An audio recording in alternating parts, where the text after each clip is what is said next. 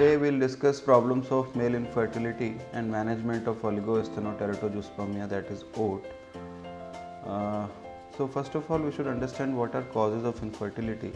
As we know, male factor is responsible for about 40% of cases, and 40% of cases are contributed by female factor, and we have 10% cases are due to combined male and female factors, and still 10% cases are unexplained. Coming to male infertility, male factor is solely responsible for about 20% of cases, and it is contributory another 30 to 40% cases of infertility. So coming to causes of male infertility, 50% are because of disorders of spermatogenesis, and 15% are because of disorders of sperm motility, and 5% are because of obstruction of vas deferens. So what is recent WHO criteria for semen analysis and its limitation? What are its limitations? So in 2010, according to WHO, minimum guidelines are that volume should be at least 1.5 ml, sperm concentration should be at least 15 million per ml, and total sperm count in an ejaculate should be at least 39 million. And when we talk about motility should be overall at least 40%, and out of which progressive motility should be 32%. And when we are doing morphology by strict or Kruger's criteria, it should be at least 4% or above. WBC should be less than 1 million per ml. So it's very important to understand variability in semen parameters. That is, there is day-to-day variation in semen analysis, sperm counts, and sometimes more than 50% variation is found in two semen analysis reports. So we should always do at least two semen analysis at two different times, and two evaluations are recommended to establish profile of seminal parameters. Period of abstinence is also important. If period of abstinence is less than 2 days, then definitely there is decrease in volume of semen, and if abstinence period is more than 7 days, then there are more number of dead sperms in semen sample. So we should be cautious that semen analysis is guide to fertility but not absolute proof of fertility of an individual. Pregnancy is the only irrefutable proof of the sperm's capability to fertilize.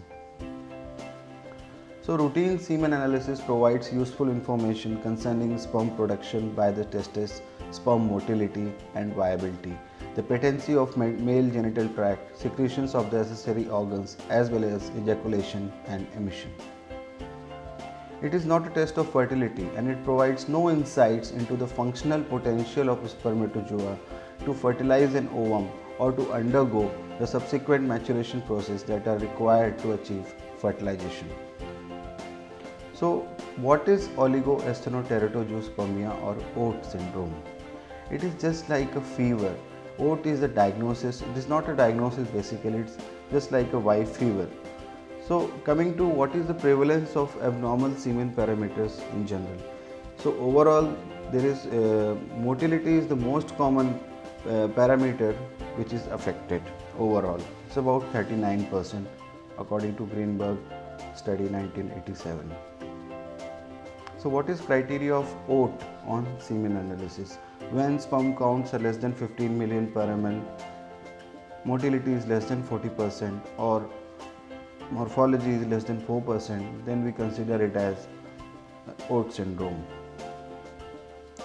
So what are causes of OAT syndrome? Specific causes like secondary hypogonadism, varicocele, retrograde ejaculation, infection, immunological infertility. There are certain idiopathic causes and many unknown causes.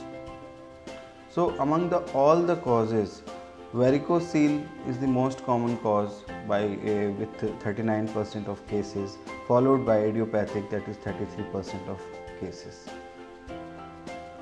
So what are specific common causes for oligospermia? Like androgen deficiency, varicocele and idiopathic. And also in cases of stenoteratospermia, there may be a structural defect, or there may be a prolonged abstinence period, genital tract infections, anti-sperm antibodies, partial ductal obstructions, varicoceles, and it may also be idiopathic. So coming to a very important point, that how does smoking affects male infertility? Like, it's not only for smoking, it also for alcohol and street drugs. It increases the reactive oxygen species, which leads to oxidative stress and damage to sperm DNA. Also, it leads to decreased fertilization, decreased sperm production, decreased sperm motility, decreased sperm morphology, and it is basically due to DNA fragmentation. So how to work up in a case of infertile male? History and examination is very important. There are certain andrological diagnostic methods used in clinical settings. Basic semen analysis is very important. At first visit itself, we should order a semen analysis. And also there are certain sperm function and biochemical tests. Those are basically second level tests which we order. Coming to history, we start with age. Now studies have shown that after age of 40 there is decline in male fertility also. Volume decreases by 3 to 30% from age 30 to 50. There is decrease in motility between 3 to 37% from age 30 to 50. There is also decrease in sperm morphology, normal sperm morphology, that decreases by 4 to 22% from age 30 to 50. Pregnancy rates confounded by age, but a trend for 38% decrease from age 30 to 50. Also important is ethnic origin of male, how long couple is married and since how long they are trying. What about previous marriage, whether there was any pregnancy with the previous marriage or not, whether it is a primary infertility or secondary infertility. And apart from this, sexual history is also very important to understand what is the frequency of coitus, what are the other sexual dysfunctions like any problems with erection or ejaculation. Result of any previous evaluation or treatment for infertility is also very important to understand. Then coming to occupation. Occupation is very important in cases of male infertility. As we know, certain occupations where they are exposed to certain chemicals, it may lead to male infertility. And also in cases of when male is working in an environment where there is excessive heat production, like males working as a chef or cook in a restaurant, they may also have this kind of problem. So occupation is very important. Coming to obesity, as we know that increase in weight leads to excess fat deposition, and this excess fat deposition leads to conversion of testosterone to estrogen, and these high estrogen levels in such males leads to decreased sperm production. As we have already understood that now smoking, alcohol and drug abuse habits are also important to ask in an infertile male. Also we should ask about history of an exposure to environmental toxins. After this, we should concentrate on medical history. So we should always ask about medical history of diabetes mellitus, hypertension, pituitary dysfunction, tuberculosis, inflammatory bowel disease, thyroid disorders, hyperprolactinemia, respiratory disorders, parasitic disorders, cystic fibrosis, and a recent history of fever is important since semen quality can be suppressed for up to 3 months after fever or illness. We should always rule out history of infections like urinary tract infections, sexually transmitted infections, any history of mumps because it may lead to orchitis, tuberculosis and leprosy. Tuberculosis and leprosy affects epididymis and it may lead to epididymal obstruction. Then there are certain medications which may lead to male infertility, like first of all we discuss what are the drugs which leads to impaired spermatogenesis, that is sulfasalazine, methotrexate, nitrofurantoin and other chemotherapies. Then testosterone injections, GnRH analogs may lead to pituitary suppression. Cimetidine and spironolactone act as anti-androgens, and alpha blockers, antidepressants, phenothiazines may lead to ejaculatory failures. Similarly, beta blockers, thiazides and metoclopramide may lead to erectile dysfunction. Apart from medical history, it is very important to ask about any history of previous surgeries, like vasectomy, orchidectomy, orchidopexy, varicocelectomy, torsion, trauma, tumor, hernia, hydrocele or appendectomy surgeries are important, because any injury to nerves or any injury to the tract transportation tract may lead to infertility. Apart from medical and surgical history, family history is also very important. Like in cases of cystic fibrosis, because it runs in families, so it's very important to ask about family history of cystic fibrosis also. Then personal history like use of sauna, steam, tight underwear, stress, irregular diet, cigarette smoking, alcohol and recreational drugs are equally important. Then coming to examination, first of all general examination is very important. Whether how about the build of the patient, BMI of the patient, then whether there is a secondary sexual characteristics are normal or not, we should ask. And this may indicate whether there is a congenital endocrine disorders like unicoid appearance associated with Klinefelter syndrome. So coming to examination, we should also look for gynecomastia because it is suggestive of either an estrogen-androgen imbalance or an excess of prolactin. Situs inversus raises the possibility of Carter-Jenner syndrome associated with immotile cilia and thus immotile sperm.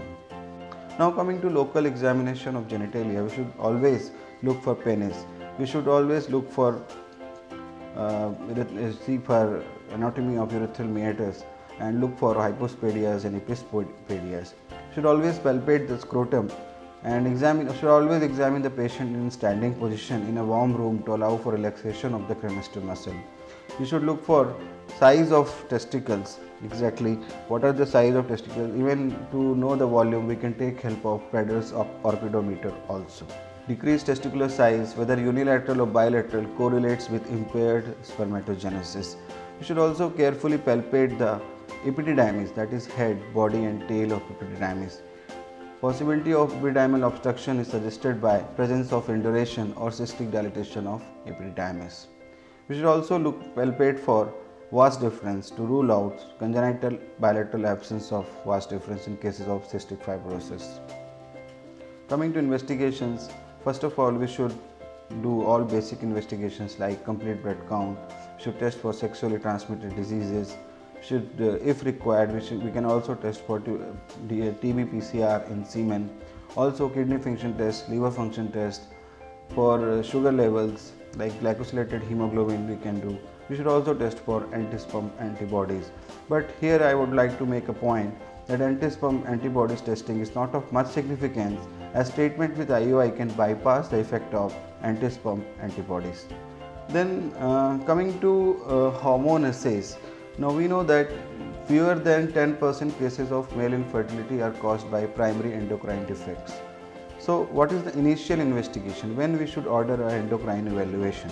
Whenever counts are less than 10 million per ml, we should ask for endocrine evaluation, and basic test what we should do is serum FSH and testosterone. If testicular failure is the cause of agiospermia or severe oligospermia, it is reflected by high FSH levels. In a patient with agiospermia or severe oligospermia, biopsy is indicated sometimes. The anti-estrogen receptor clomiphene, often used for male infertility, can also raise the FSH levels. So we should keep in mind whether patient is not on clomiphene. Testosterone indicates whether testes are normally functioning or not. It is low in cases of hormone-related hypogonadism and abnormal Leydig cell function in testes. Most infertile men have normal testosterone levels as physiological component of hormone production is separate from site of production of sperms. So whenever testosterone levels are less than 300 nanogram per dl, we should go for complete endocrine evaluation that should include serum LH, serum prolactin, serum estradiol and serum TSH. Coming to serum prolactin, measurement is must in infertile men with history of sexual dysfunction and show any signs of pituitary disease. Causes of high prolactin levels in blood can be use of drugs like metoclopramide, chlorpromazine, antidepressants. It may be due to hypothyroid state also or a prolactinoma. So when we should do ultrasound evaluation of a male? First of all, we should understand that most of the male infertility problems can be ruled out by clinical evaluation, clinical examination only. But in certain cases, we do require scrotal ultrasound just to confirm the diagnosis of varicocele and testicular size, or if there is any intratesticular mass, then we should go for scrotal ultrasound. Whenever we are suspecting ejaculatory duct obstruction, then we should always get a transrectal ultrasound done. So, transrectal ultrasound with color Doppler is especially useful in patients with obstructive agiospermia when a block at the level of ejaculatory duct or seminal vesicle is suspected. Transrectal ultrasound enables an accurate diagnosis of congenital and acquired anomalies of lower urogenital tract. Color Doppler is singularly most important tool to detect subclinical varicocele. So coming to testicular biopsy, it is performed mainly to differentiate primary testicular failure from obstructive ductal lesions. The indication of testicular biopsy in only those cases where there is a dilemma about whether it is obstructive agiospermia or it is a non-obstructive agiospermia, where there are FSH are also on high normal range and testicular size is also normal, then we should get a testicular biopsy done, and this biopsy procedure should be done in a tertiary infertility care unit where facility of sperm freezing is also available, so that patient need not go testicular biopsy again and again for the same reason. So as the testicular tissues are being examined directly, the testicular biopsy remains the gold standard for judging testicular function. Coming to vasography, vasography is an invasive technique, requires exploration of vas in scrotum, and it is mainly indicated in men with agiospermia with testicular biopsy showing normal spermatogenesis. Color Doppler study has now replaced it as the primary imaging technique for imaging distal ductal system.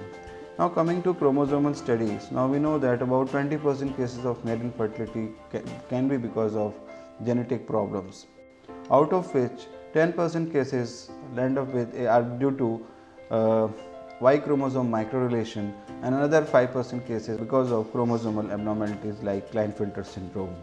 What is role of MRI in evaluation of an infertile male? It is a gold standard for diagnosis of cryptorchidism, and using endorectal coil, MRI provides intricate detailed information of distal ductal system, seminal vesicles, ejaculatory ducts, pelvic and inguinal parts of vas deferens. Then again, coming to radionuclide scanning, presently scintigraphy is reserved for situations when color Doppler ultrasound for patients with low velocity and low volume testicular flow shows unsatisfactory sensitivity. Now coming to treatment of male infertility, it comprises of lifestyle modification, medical pharmacological interventions, urological procedures, then ART procedures like IUI, IVF, ICSI and IMSI. So lifestyle modification, I mean, first of all, one should encourage the male partner to have a healthy and balanced diet, should do some physical activity. In diet, which should include lot of green leafy vegetables, fruits containing vitamin C, and should take physical activity daily, at least 30 to 45 minutes of brisk walk or mild exercise is very effective to improve the overall outcome. Then coming to pharmacological treatment, it comprises of hormonal treatment and non-hormonal treatment. Hormonal treatment are basically GnRH, or it could be gonadotropins like HCG or HMG, maybe purified or recombinant FSH, androgens and antiestrogens. Non-hormonal treatment are mainly antioxidants, kallikrein, bromocriptine, etc. So what are surgical treatment options in cases of OAT? Whenever there is the presence of varicocele or obstruction in tract, like in epididymal obstruction or vessel obstruction, so correction of varicocele, epididymo and vasostomy and certain modern approaches for ejaculatory disorders are also available, and varicocele is most controversial area in infertility. So varicocele in adolescent with varicocele, testicular growth is impaired, and varicoceles are associated with smaller ipsilateral testes. It should be diagnosed clinically mostly. Scrotal Doppler are not recommended for evaluation and diagnosis of subclinical varicocele, since there are no control study demonstrating improved pregnancy rate after treatment of subclinical varicocele. Accuracy of color Doppler ultrasound in varicocele is only 60%, so imaging studies should not be used to search for varicocele in man with normal physical examination. Then when should we offer a surgery in cases of varicocele? As we know that whenever there is grade 2 or grade 3 varicocele, that is palpable or visible varicocele, then varicocele surgery should be offered when there is also presence of oligospermia and duration of infertility of at least 2 years, and otherwise unexplained infertility is present. This is according to European Association of Urological Association 2012 guidelines. So varicocele repair in adolescent with grade 2, grade 3 varicocele with testicular growth retardation is recommended. The presence of varicocele is not an indication for varicocele repair, as majority of men with varicocele are fertile. Only infertile men with abnormal semen analysis is an indication for varicocele repair. So, how to proceed with varicocele surgery? The preferred approach is microsurgical technique and subinguinal approach. Conventional inguinal operations are associated with hydrocele formation in about 7 to 8% of cases, and improvement in semen parameters is seen in 70% cases of varicocele. So, coming to other surgeries, when we should offer epidermovasostomy or vasovessel anastomosis, that depends upon age of the couple, duration of infertility, age of female partner, any social pressure. Then we should, if a patient is young, it's a young couple with less duration of infertility, then we may offer surgeries also like epidermodermostomy and vasovessel anastomosis. But if age of female partner is more, duration of infertility is more, then directly we should proceed with ART procedure, that is TISA associated with ICSI. So how semen parameters affect our ART treatment? So it's very important when we should offer IUI in cases of male infertility. That is when pre-wash count is more than 10 million per ml. Motility is more than 30% and morphology is more than 4% if done by Kruger's criteria. Then we should offer IUI in these cases. According to a study, significance was reached when total motile sperm count exceeded more than 5 million. That means that this I am telling pre-wash it should be between 10 and 15 million per ml, motility should be more than 30%, morphology should be more than 4%, and when we do semen wash, then post-wash count should be, total motile count should be more than 5 million. So what is the impact of sperm morphology in ART treatments? Patients with more than 60% normal sperm morphology had higher pregnancy rate than those with less than 60%. This was according to WHO 99 parameters. Apart from semen analysis, it is also important to know the 24-hour survival rate of sperms, because this affects our outcome. So coming to male infertility and IUI, pre-wash count should be more than 10 million per ml, post-wash count should be, total motile count should be 5 million and above, morphology should be more than 4%, DNA fragmentation should be less than 30%, and sperm survival, 24-hour sperm survival should be more than 80%. So according to NICE guidelines, intrauterine insemination with or without ovarian stimulation is an effective treatment where the man has abnormalities of semen quality.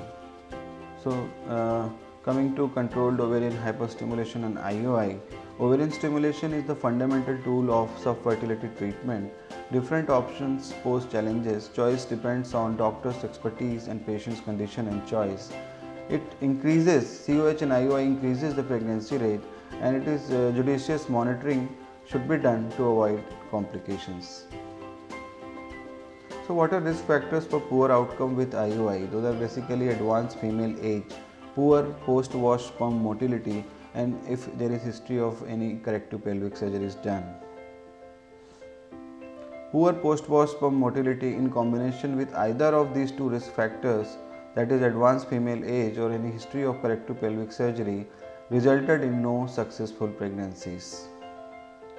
Coming to ICSI, what are indications of ICSI? ICSI is indicated in when there is severe deficit in sperm quality, there is obstructive agiospermia or non-obstructive agiospermia, If there is previous IVF cycle with failed or very poor fertilization, then we should proceed with ICSI. Now coming to what is role of genetic testing and counseling. First of all, we should order a karyotyping. It is recommended in all cases of severe oligosteroteratozoospermia and azoospermia which are requiring ICSI. 10% of men with azoospermia are cases of Klinefelter syndrome, that is 47XXY chromosomes, and about similarly 10% cases are basically because of Y chromosome microdeletion. In 80%, when we see a case of congenital bilateral absence of vas difference, 85% of the cases are because of cystic fibrosis gene positive. So what is role of IMSI in these patients? In routine ICSI procedures, sperm cells are selected from the sperm pool under a regular microscope that magnifies about 200 to 400 times. But recently new devices to achieve high magnification level, that is 6600 times, have been proposed in order to detect subtle ultrastructural alterations that would be impossible to identify with conventional methods. So according to a study, IMSI seems to significantly increase the proportion of high quality embryos and ongoing pregnancy rate, as well as to significantly decrease the abortion rate in cases of teratozoospermia and high sperm DNA fragmentation. The above parameters showed similar trends in cases of multiple IVF failures. The use of IMSI may be beneficial when applied in selected cases of subfertile couples, underlying the importance of paternal contribution. So what is the management of idiopathic OAT, that is oligosteroteratozoospermia? So first of all, management plan will be, we should always consider a female factor, severity of oligosteroteratozoospermia, any previous treatment taken, we should always consider. So if this is the case of oligospermia, testicular volume is normal, there is no female factor present, then empirical treatment can be given for 3 months. If testicular volume is less than 10 ml, female factor is also present, then we should directly take the patient for ART procedure. In cases of severe OAT, we should always take patient directly for ART. If only few or immotile sperms are seen, then we should go directly for ICSI. In cases of stenozoospermia, if motility is more than 20%, there is no female factor, then we can always try empirical treatment for 3 months or IOI can be done. But if motility is less than 20%, female factor is not there, then ICSI should be done directly.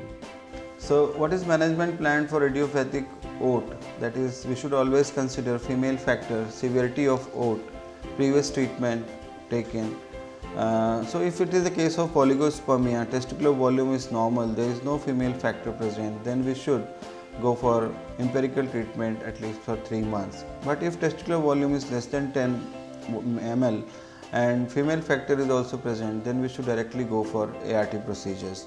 If this is the case of severe oligosteroteratozoospermia, then we should directly move to ART. If only few motile or immotile sperms are seen, then directly we should go for ICSI. In cases of stenozoospermia, if motility is more than 20%, female factor is absent, then we can try empirical treatment for 3 months or IOI also can be performed. But if motility is less than 20%, female factor is not there, then we should not waste time in giving empirical treatment and we should go for ICSI procedures. Similarly with vitality also, if vitality is less than 10%, then we should directly go for TSA-ICSI procedure. In cases of teratozoospermia, if morphology is less than 4%, that is severe teratozoospermia, we should directly go for ICSI procedure.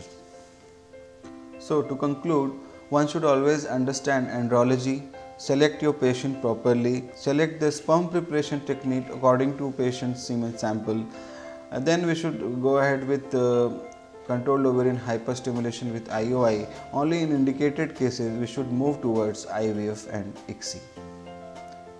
So it's very important to understand that One satisfied patient is worth thousands of guidelines and protocols. Thank you.